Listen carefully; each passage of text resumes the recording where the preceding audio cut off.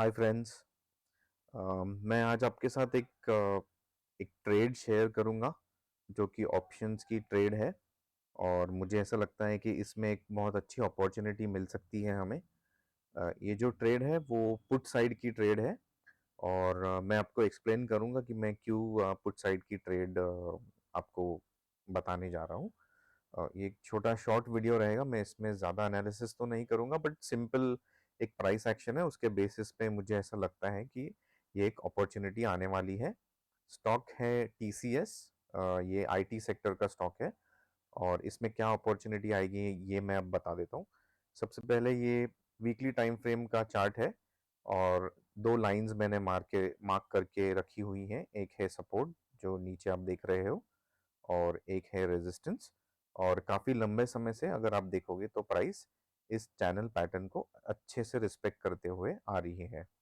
एक important point ये है वीकली टाइम फ्रेम पर, अगर आप रेजिस्टेंस के पॉइंट ऑफ व्यू से देखोगे तो हर बार प्राइस जो है रेजिस्टेंस को हिट करती है, लेकिन हायर हाईज अचीव करके फिर नीचे आती है। तो पहली बार यहाँ से जब यहाँ आई थी तो पिछले लेवल से ऊपर आई थी प्राइस, फिर इस रेजिस्टेंस से प्राइस नीचे आई, फिर वापस यहाँ आई, लेकिन इससे फिर से थोड़ी ऊपर चली गई और यहाँ से फिर नीचे चली गई।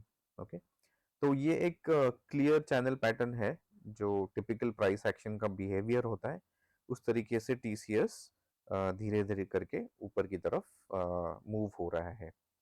सो इस चैनल पैटर्न को मैं एक्सपेक्ट करता हूँ कि आने वाले वीक में भी टीसीएस इसी चैनल पैटर्न को फॉलो करेगा।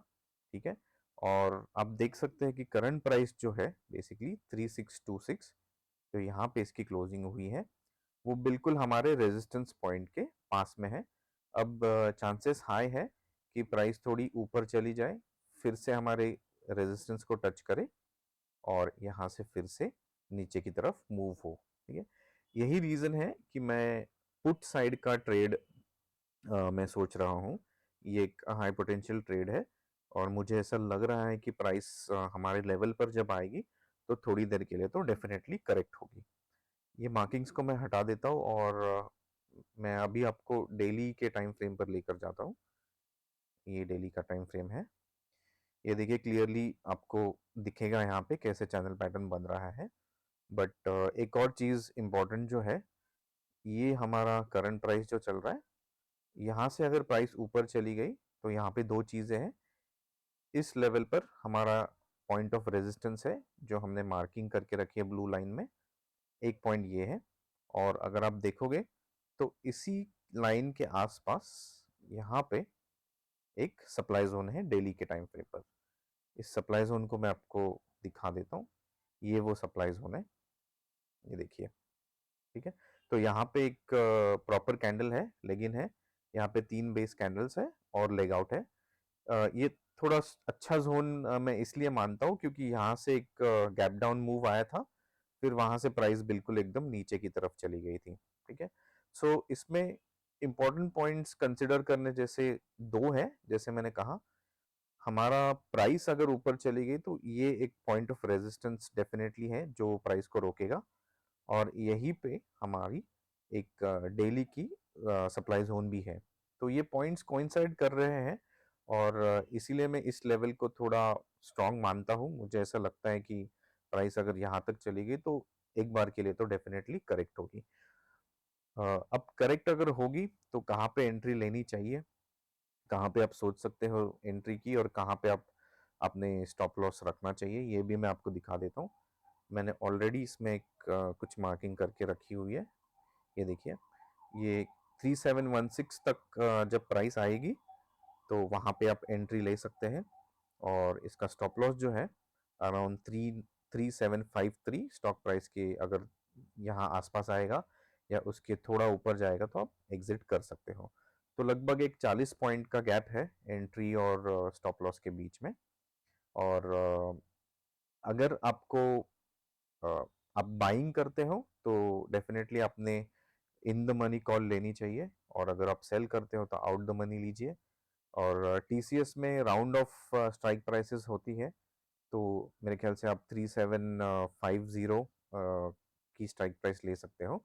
बट लेने के पहले आप एक बार वॉल्यूम्स चेक कर लेना स्ट्राइक प्राइस में। ये हुई एंट्री और स्टॉप लॉस। आप टारगेट क्या रख सकते हो यहाँ से, अगर आपने एंट्री ली और प्राइस अगर नीचे आ रही है तो डेली का जो भी एक अच्छा डिमांड जोन होगा वहां तक आप डेफिनेटली आपका टारगेट रख सकते हो, क्योंकि हो सकता है कि प्राइस नीचे आए, डेली के डिमांड जोन को टच करे और फिर से थोड़ी सी रिवर्स हो, क्योंकि प्राइस ऐसे रिएक्ट डेफिनेटली कर सकती हैं कि छोटे छोटे डिमांड जोन्स को रिस्पेक्ट करके थोड़ी ऊपर जा रही है फिर नीचे आ रही है।